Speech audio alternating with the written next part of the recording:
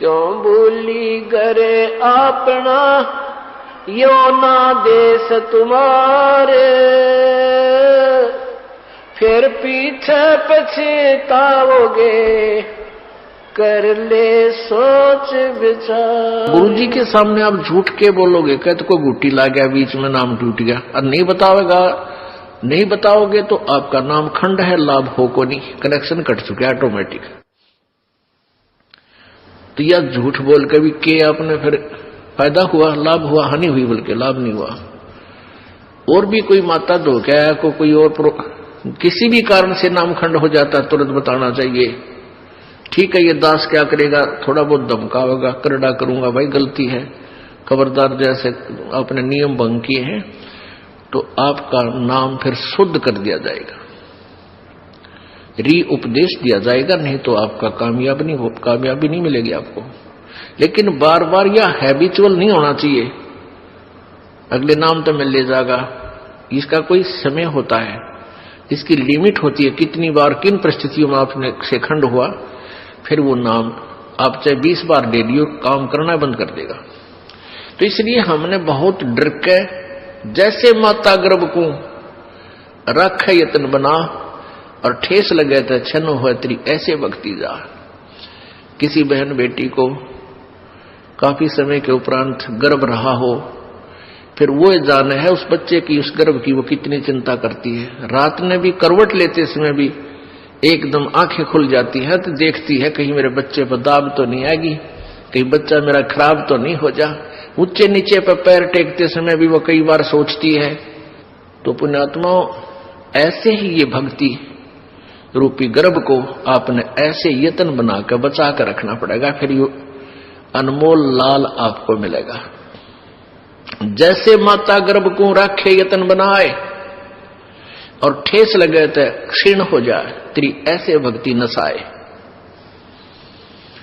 तो हमने अपने इस लाल भक्ति रूपी गर्भ को बहुत सुरक्षित रखना है। ये बकवादकरण की बात नहीं है, ये मजाक की बातें नहीं है, इनको हृदय में धरना पड़ेगा कि हम क्या करने आए हैं, किस उद्देश्य से हमने उपदेश लिया है। ठीक है, शुरू प्रारंभ में हम आते हैं कोई दुख निवारण के लिए, वो भी होगा क्योंकि भगवान सारे काम करेगा, और फिर कुछ दिनों में आपको ज्ञान हो जाएगा, फिर आप कुछ नहीं मांगोगे, केवल यही मांगोगे परमात्मा चरणों में रखना, हे गुरुजी चरणों में रखना, दूर ना करना। क्योंकि जब हम चरणों में रहेंगे तो फिर परमात्मा कौन सा बालक है, अनजान है, उसने हमारी प्रॉब्लम का पता को नहीं, वो तो अंतर्यामी है, हमारी प्रॉब्लम हमें नहीं पता, उसको पता है। और जो सच्चे जलते अनन्य मन से पतिभर्ता पद पे आके भक्ति करते हैं, पतिभर्ता पद का अर्थ है कि किसी और इष्ट की पूजा नहीं करे, केवल अपने कबीर परमात्मा की, नथिंग एल्स। तो ऐसे पतिभर्ता स्त्री की कहते हैं, जो जब ऐसी मदद करता है परमात्मा, पतिभर्ता जमीन पर जो धरे पाओ और समरस झाड़ू देते हैं, कहीं ना काटा लग जावे। जैसे पतिभर्ता यानी एक इष्ट पर आश्रित और सभी उपासनाएं छोड़कर सच्चे दिल से गुरु मर्यादा में चलती हुई जो आत्मा पुण्य आत्मा है, वो पतिभर्ता परमात्मा के प्रति है। और फिर अपने जीवन रूपी सफर में वो जितने भी कदम रखती है परमात्मा, उस पाप रूपी कांटों को आगे आगे बुहारता चलते हैं, झाड़ू देते हैं, कहीं मेरी प्यारी आत्मा को कांटा ना लग जा, यानी कोई कर्म दुख ना दे जावे। पतिभर्ता जमीन पर जो दर है पाओ और समर्थ झाड़ू देते है, कहीं ना काटा लग जाए।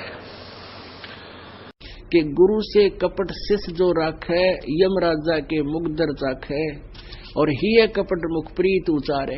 ऊपर देता है मीठा बोले हाँ जी, और अंदर में दोष रखे। कहते सो जीव कैसे लोक सिधाई, और बिन गुरु मिले मोहे ना पाई। गुरु के मिले, गुरु का मिलना है कि गुरु के साथ तू एक रस हो जा, और जब तू गुरु के प्रति समर्पित होगा, यानी सद्भावना तेरी इसके साथ रहेगी, निष्कपट होगा, तो तब मुझे प्राप्त कर सकेगा, नहीं तो बिन गुरु मिले मोहे ना पाई। यानी गुरु से नहीं मिलेगा, उसकी आत्मा में तेरी जगह नहीं होगी। पुण्यात्माओं, आप जी जैसा भी व्यवहार और भक्ति कर रहे हो इस दास के नोटिस में होता है, और अंदर से उस भक्त के प्रति एक विशेष रहम जाता है। दास को मालूम, आप तो इस बात को नहीं समझ सकते, एक विशेष उसकी तरफ आशीर्वाद भरी अंदर से लहर जाती है। तो वो लहर आपको प्राप्त करनी है, वो मिलन है, वो मिला है मेरे से। तो इस प्रकार आप मर्यादा में रहोगे और सत भक्ति करते रहोगे तो परमात्मा की अंदर से आपके प्रति एक विशेष कसक, एक मेहर की नजर रहती है, और उससे ही भगवान मिलेगा। तो यहां परमात्मा कहते हैं गुरु भक्ता मम आत्म होई और वा के हृदय रहु समोई।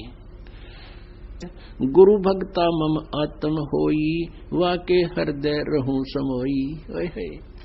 वही बात आकर रुकेगी कि गुरु का जो भक्त है वो मेरी आत्मा है, और जो गुरु के प्रति जिसकी श्रद्धा नहीं वो मेरा लगता ना कुछ। क्योंकि अब ये सोच कर चला है भगवान के मेरे स्थान पर आज ये बैठा है ये दास, और मैं इसके स्थान पर आ जाता तो ये मेरे साथ भी ऐसा व्यवहार करेंगे। ये तो स्वभाव यहाँ परिवर्तन करने के लिए आपने रिहर्सल करनी पड़ेगी। अब गुरु जी के सामने झूठ वही बोलेगा जिसने अपनी भक्ति का नाश करना। ना दास कोई पैसा मांगता, ना कदे थारी पर्ची काटता, ना आपको ज्ञान देता हूं ऐसे पुण्य दान करो, इच्छा हो तो करो, भक्ति करो। और फिर भी कोई विकार आप रखते हो तो अपना नाश कर रहे हो, अपने को धोखा दे रहे हो, और साथ में इस दास के साथ जो है कपट करके भगवान से कपट कर रहे हो। तो आपने निर्मल होना पड़ेगा। हो जाओ कोई किसी कारण से गलतियां, क्योंकि आप संख्या में कम हो, समाज जो दूसरे भाव में ज्यादा है, एक एक परिवार में एक सदस्य नाम ले रखा है, 4 नहीं ले रहे हैं, तो गलती बन सकती है। तो उसकी अक्षमा याचना करें। दास फिर आपको करड़ा भी करता है, धमकाता भी है, खबरदार ऐसा करा तो नाम नहीं दूंगा। बिल्कुल सही है, बार बार नाम तोड़ने से भगवान के साथ चीटिंग हो जाती है। तो गलती हो जाए तो फिर क्षमा याचना करें, पुनरुपदेश दिया जाएगा। आपकी गलती बन जाने से फिर नाम खंडित हो जाता है, वो कनेक्शन कट जाता है, पावर नहीं जाएगी आपके घर पे, वो पुनः कनेक्शन जुड़वाना पड़ता है, तब वो पावर फिर शुरू हो जाती है। तो इसमें कपट नहीं करें, हो जाए गलती कोई बात नहीं, बन सकती है, क्योंकि हम भयंकर लोक में रह रहे हैं, हमें भी पता है। लेकिन जानबूझ कर बार बार बकवाद फिर भगवान न नहीं सुहावेगी। घनी मजबूरी हो तो हो सकती है कभी, लेकिन फिर बार बार उन मजबूरियों से भी संघर्ष करना सीखो। जैसे मीराबाई ने किया, ध्रुव प्रहलाद ने किया, आज उनके नाम रोशन हुए, सफल हुए, और समाज अपने आप फीका पड़ जाएगा जब आपकी सच्चाई को देखेगा, आपका अनुकूल करेंगे, अनुसरण करेंगे, आपका साथ हो जाएंगे। उनको भी चाहिए भगवान। बिना ज्ञान का व्यक्ति हमारा विरोध कर सकता है, ज्ञानवान तो हमारा साथी हो जाएगा। जैसा मोती ओस का ऐसी तेरी आवे, गरीबदास कर बंदगी भाई भौर न ऐसा दाव, ऐसा दाव, ऐसा मौका, ऐसा चांस मनुष्य शरीर, और फिर ये तत्व ज्ञान, और अब भी तुम पीछे रहोगे। कहते फिर परमात्मा ना संभाले तुमने कई हजारों वर्षों तक, हजारों युगों तक नहीं संभालेगा, क्योंकि आप रिजेक्ट कर दिए जाओगे कि इतना कुछ होने के बावजूद भी, और फिर अपनी अज्ञानता और अपने ही ज्ञान के ऊपर आधारित होकर के अपने आप ही चले, संत की एक भी नहीं मानी। क्यों कुछ दिनों के बाद परमात्मा इतना सुख दे देता है, यूं सोचा है बस मौज माजरी है, और ऐसे ही होना था। नहीं, यही भूल समाप्त कर देना कि प्रभु के चरणों में आने के बाद जो आपने पुण्यदान किया है, ये हो सकता है आपका इस जीवन भी चल सके और 1-2 जीवन और भी चल सकता है, इतना पुण्य हो जाता आपका। लेकिन जिस दिन से आप संत से विमुख हो जाते हैं उसी दिन आपका फुल स्टॉप हो जाता है। आप जो परमात्मा की मर्यादा को भंग कर देते हो, अपने मनमुखी शुरू हो जाते हो, उसी दिन से आपकी भक्ति पर फुल स्टॉप लग जाता है आगे की। जब तक आप पुनः उपदेश प्राप्त नहीं कर लेते, उपदेश प्राप्त कर लेने मात्र से भी नाम नहीं जुड़ जाता। परमात्मा कहते हैं इन बातों क्या पाइए कर सतगुर नजर निहाल, राजी कर सतगुर रूठे नू। ठीक है, कोई भक्त है, पहले लगा हुआ है, फिर उसने बीच में बकवाद कर दी, दोबारा भी चौथा भी नाम ले जाता है। जब तक इस दास हृदय से उसको उपदेश नहीं देता, तब तक उसका पुनर्नाम नहीं जुड़ पाएगा। ये मेरे बस की बात नहीं, ये परमात्मा की ही प्रेरणा अंदर से होती है। नाम अवश्य दे दिया जाता है, क्योंकि हमारा स्वभाव है कि हो सकता है ये बालक फिर सुधर जाए, बच्चा भगवान का। तो इसलिए कहते हैं राजी कर सतगुरु रूठे नु, यानी अपने सतगुरु, मान ले आपसे गलती हो जाती है, सतगुरु क्यों रुष्ट होते हैं? क्योंकि आप विद्यार्थी, वो विद्यार्थी से टीचर रुष्ट होता है जो कोई भी मर्यादा नहीं निभाता, बार बार समझाने के बाद भी शरारत करने से बाज नहीं आता, तो वो उससे रुष्ट होता है। ऐसे ही परमात्मा का मार्ग है, आप विद्यार्थी हैं, ये दास आध्यात्मिक टीचर है। आपके हित के लिए आपको समझाया बुझाया जाता है, गलती करते हो आपको धमकाया भी जाता है, आपके भविष्य को मद्देनजर रखते हुए। निदास का कोई लेन देन नहीं। अब जो बच्चे परमात्मा से विमुख हो गए, नाम ले रखा था, गलतियों पर गलतियां की, हमने उनको धमका दिया, उनका नाम काट दिया गया यहाँ से, इस विद्यालय से, तो वो बाहर चले जाते हैं अपने दूसरे क्षेत्र में या दूसरे संत के पास, या जैसी पूजाएं उसको पहले करते थे वो करने लग जाते हैं। और वो कहते हैं हमारे ताज भी ठाठ हो रहे हैं, हमने तो उनको छोड़ दिया, उस नाम को भी, संस्था को भी छोड़ दिया, और कहते अब हमें कोई हानि नहीं हो रही है। पुण्यात्माओं, आप जब तक आपका नाम जुड़ा है, आप कोई गलती करते हो, परमात्मा आपको झटका देता है एक आधा हल्का सा, ताकि तुम सुधर जाओ, सावधान हो जाओ, आगे गलती ना करो। और जब यहां से विमुख हो जाते हो, आपका नाम कट जाता है, आप चाहे सत्संग में भी आते रहोगे, परमात्मा आपको स्वीकार नहीं करता है, तो फिर आपके ऊपर झटके नहीं आएंगे, आपको केवल वो काल पुण्य देगा जो आपका दे रखा है। जैसे विद्यार्थी, जो बच्चा स्कूल में आता है, गलती करता, टीचर उसको पीटता भी है, एक आधा थप्पड़ भी मार दे, खुड़कावत धमकाता भी है, और जब वो बच्चा स्कूल छोड़कर चला जाता है, फिर चाहे वो गधे पर बैठ कर बारी लेता रहे, कहीं घूमता रहो, कहीं खेलो, वो टीचर उसको कुछ नहीं कहेगा, उसके साथ से निकल जाएगा, वो कितनी शरारत कर रहा हो वो नहीं, टीचर नहीं बोलेगा उससे, क्योंकि अब उसका विद्यार्थी नहीं रहा। इसी प्रकार जो अनजान व्यक्ति यहाँ से चले गए, उनको पूर्व जन्म की जो यहाँ रहते हुए और इस जन्म में भी जो पुण्य किए, भक्ति की, वो काल उनको अवश्य देगा, और उसके कारण वो ठाठ करते नजर आएंगे, और हो सकता है इस जीवन में कोई हानि भी ना हो, क्योंकि उनको पीटेगा नहीं कि अध्यापक, क्योंकि वो अब विद्यार्थी नहीं रहे और अपना जीवन बर्बाद कर रहे हैं। फिर मजदूर लगेंगे जो विद्यार्थी विद्यालय छोड़कर चले जाते हैं टीचर के धमकाने खुरकाने से, तो वो सफल नहीं हुआ करते। तो इसी प्रकार हमने उस परमात्मा की भक्ति करनी है। तो क्या कहते हैं, ये जो सतनाम आपको मिला है, सतनाम, और इस सतनाम को मिलने के उपरांत आपको सारनाम नहीं मिला और आपकी मृत्यु होगी। आपको न जाने कितने जन्म मनुष्य के मिल जाएंगे, मोक्ष नहीं है, मनुष्य के जन्म मिलेंगे, अच्छे से अच्छे जन्म मिलेंगे, और फिर आपके ये दोनों मंत्रों की कमाई जब समाप्त हो जाएगी, आप फिर सिंपल मैन बनोगे, साधारण व्यक्ति के घर में जन्म होगा, और उस समय ये दयालु परमात्मा फिर आपको अवश्य संभालेगा, आपको 84 लाख योनियों में नहीं जाने देगा, शीघ्र सी नहीं जाने देगा, यानी फिर हम बिल्कुल नहीं सुनेंगे, वो बात है अलग। तो पुण्यात्मा, ये भी कच्चा काम रह जाएगा यदि सतनाम ही प्राप्त हो गया और आपकी मृत्यु होगी, सारनाम योग्य नहीं बने, नखरे करते रहे। अब क्या देखता है ये दास, नाम ले गया था जी पिछला महीने और नाम खंडित हो गया, पहला नाम लिया था दोबारा लूंगा। अच्छा भाई, क्योंकि पहले मंत्र वाला तो गलती कर सकता है, क्योंकि वो तो एकदम नया बच्चा होता है, पहली कक्षा का बालक होता है, हो जाता है खंड, लेकिन नहीं होना चाहिए। कोशिश करे कि जो काम करने लग गए उसको पूरा ही किया जाना चाहिए। तो फिर दोबारा उपदेश ले लेता है, फिर 4 महीने के बाद उसको सतनाम भी प्राप्त हो जाता है। सतनाम लेने के बाद फिर 6 महीने के बाद फिर कह जी नाम खंडित हो गया मेरा, तो ऐसा हो गया वैसा हो गया। अच्छा भाई, 1-2 साल के बाद फिर कहेगा जी मुझे शंका है, मेरा शायद नाम खंडित हो गया, और करे बिना रहता नहीं, आप गलती अवश्य कर देता है। तो पुण्यात्मा, कोई बात नहीं, अब परमात्मा ने आपको पार करना है। ये अब बैन उठ गया है कलयुग में। ये समय आ गया है कि सभी प्राणी जो इस तत्व ज्ञान को ग्रहण करके इस मार्ग पर लग जाएंगे सभी पार हो जाएंगे। लेकिन पार होंगे वो जो बार बार ये अपने नाम को खंडित ना होने देंगे। अब क्या देख रहा है ये दास जिन 10-10 साल नाम लिया न हो गया, तीनों मंत्र प्राप्त हो गए, वह भी नो कह मेरा तो नाम खंडित हो गया जी, ऐसी गलती बन गई। तो भाई ये पार होने के लक्षण नहीं है आपके, बहुत सावधान होना पड़ेगा। क्यों? हाँ इतना है कि परमात्मा दयालु है, इन्होंने बहुत ज्यादा कंसेशन दे दी है कि कोई बात नहीं, इस बूढ़े कलयुग में, इस घोर कलयुग में ये गलती हो ही जाती है। लेकिन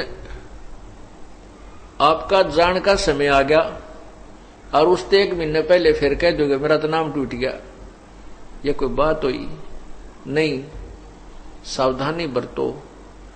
अगर आदमी 2 वर्ष 3 वर्ष 4 वर्ष के बाद भी दृढ़ नहीं होता है फिर मोक्ष नहीं हो पाएगा आपका, बहुत सावधानी करनी पड़ेगी। अब परमात्मा कहते समझा है तो सिर दर पाओ, बहुर नहीं रे ऐसा दाओ। तो पुण्यात्मा जो ये दास आपको कह रहा है, फिर आपके साथ क्या होगा? जिनको सार नाम भी प्राप्त हो गया है उन गिल्ला के बनेगी, उनको और कुछ कंसेशन भगवान देगा, लेकिन मोक्ष नहीं होगा। ये मत समझना कि सार नाम मिल गया आप पार हो गए, नहीं, इसकी भी कमाई करनी पड़ेगी, आपने अंतिम श्वास तक करनी पड़ेगी। उसके साथ क्या बनेगा कि आप मोक्ष की मृत्यु होगी, सार नाम की कमाई पूरी बनी नहीं तो फिर आपको तुरंत ही मनुष्य जन्म मिलेगा। जैसे कुछ भक्त चले गए जिनको सतनाम मिला हुआ था और सारनाम नहीं मिला उनको भी तुरंत मनुष्य जन्म मिलेगा और इसी क्षेत्र में मिलेगा। हो सकता है जो उनके परिवार ने अगर नाम ले लिया हो और वो बुढ़ा मर गया तो उसको हो सकता है उन्हीं के घर में फिर दोबारा जन्म मिल जाएगा तुरंत ही, और वो 2-3 वर्ष का होते ही फिर नाम ले लेगा। अभी तक ये दास यहां पर परमात्मा ने छोड़ रखा है, तो उसका मोक्ष अवश्य होगा, क्योंकि फिर उसका नाम खंडित नहीं होगा। क्यों नहीं होगा? क्योंकि वो छोटा सा बच्चा होगा और उसके घर में पहले से परमात्मा की अमर वाणी चल रही होगी और उसका नाम खंडित होगा कोई ना। खंडित क्यों नहीं होगा? क्योंकि पहले से ही उस परिवार में वो साधना सुचारू रूप से चल रही होगी और ऐसा समाज बन चुका होगा कि कोई उसमें बाधक बनेगा ही नहीं। पार तो होंगे लेकिन जन्म बढ़ा लिए, और हो सकता है काल का कुछ अटपटा खेल है। और पुण्यात्माओं आप ये मत सोचना कि अगले जन्म में देख लेंगे, या भी पेंडिंग नहीं छोड़ना आपके। अगले जन्म में माना आपकी का जन्म दे दे अफ्रीका में, क्योंकि हमारे संस्कार आपस में रले मिले हैं। हिंदू मुसलमान सिख और ईसाई कोई भिन्न नहीं है, हम एक पिता की संतान हैं। और ये मजहब धर्म तो अभी बने हैं इस कलयुग में, इससे पहले कोई धर्म मजहब की कोई अलग से व्यवस्था नहीं थी। और तो उस समय हम आपस में एक दूसरे से रले मिले रहे हैं, हमारे संस्कार एक दूसरे में उलझे हुए हैं। आज हम हिंदू घर में जन्म है तो मृत्यु के उपरांत हम हो सकता है किसी मुसलमान के घर जन्म लेंगे, क्योंकि वो पुण्यात्मा से हमारा कोई संयोग हो सकता है, तो वहां चले जाएंगे। तो वहां फिर कौन समझाओगा आपको इस तत्व ज्ञान को? ऐसे कट्टरपंथी बन गए हैं। तो इस प्रकार आपका बहुत सौभाग्य है कि आपको पहले जन्म हिंदुस्तान में और फिर हिंदू धर्म में। हिंदू धर्म में अभी इतना कट्टरपंथ नहीं आया है जितना कि अन्य धर्मों में प्रवेश कर चुका है। वो तो एक शब्द भी सुनकर सुनने को तैयार नहीं है। और हिंदू धर्म ने का सभी संतों ने अंडोला बना रखा है। कोई फलाना पंथी वरना कितने तक गुरुओं के पंथी इस हिंदू समाज के अंदर न्यारे न्यारे बना डाले। पहले तो हिंदुस्तान, दूसरे हिंदू धर्म के अंदर आपका जन्म,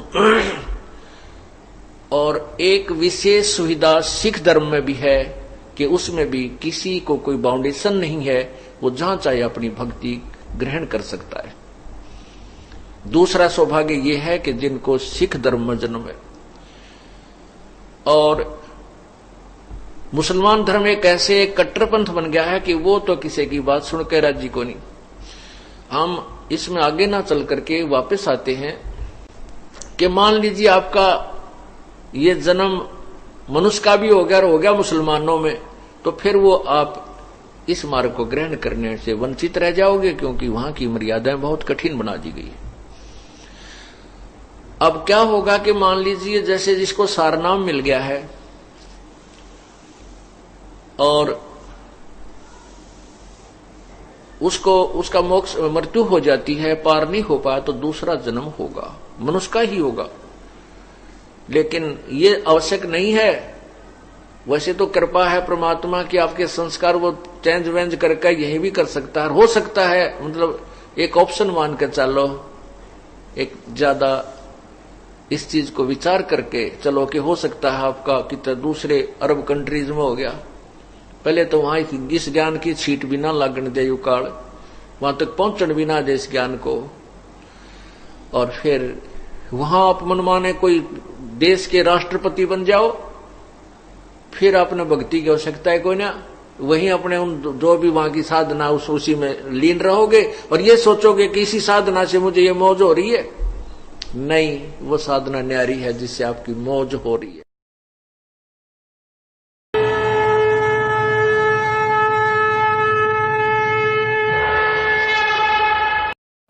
हमसे जुड़े रहने के लिए हमारे YouTube चैनल को सब्सक्राइब करें और नई वीडियो की नोटिफिकेशन के लिए बेल आइकॉन को दबाएं। अगर आप ये वीडियो Facebook पर देख रहे हैं तो लाइक जरूर करें और ज्यादा से ज्यादा शेयर करें। धन्यवाद।